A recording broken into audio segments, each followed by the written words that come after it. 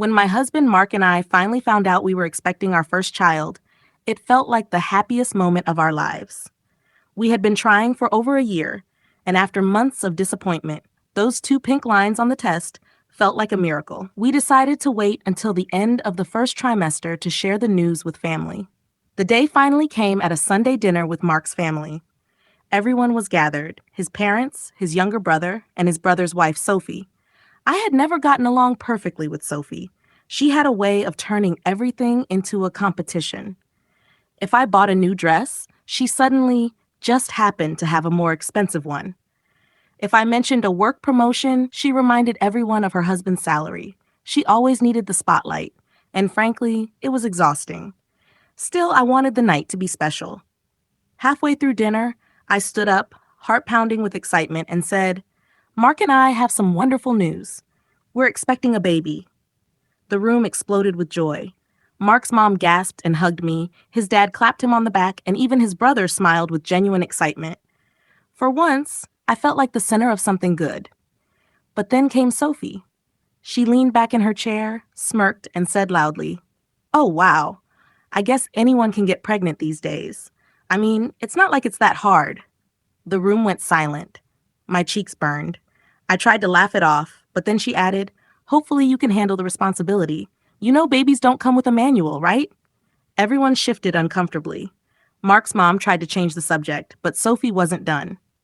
"Oh, and you probably shouldn't gain too much weight," she said with a fake smile. "It's really hard to bounce back." That was it. She was trying to humiliate me, to drag me down in front of the entire family on one of the happiest days of my life. I opened my mouth to reply, but Mark beat me to it. He stood up, his face red with anger, and said, "Sophie, that's enough. If you can't be supportive, then don't say anything at all. We don't need your negativity."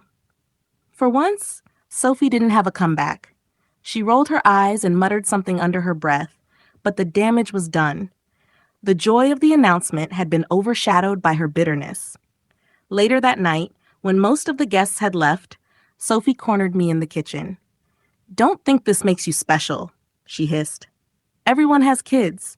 Just wait until the attention isn't on you anymore." I stared at her, finally realizing what this was really about. Sophie thrived on being the center of attention, and now, with my pregnancy, she felt threatened. She wasn't lashing out because of me. She was lashing out because she couldn't stand not being the star of the show. So I smiled sweetly and said, "You're right, Sophie. Not everyone's pregnancy is special, but ours is, because this baby is wanted, loved, and celebrated. That's something you'll never take away." Her face twisted, and she stormed out of the kitchen. The next day, Mark's mom called me and apologized on Sophie's behalf. "Don't let her ruin this moment," she said. "We are so thrilled for you both." And that was all I needed.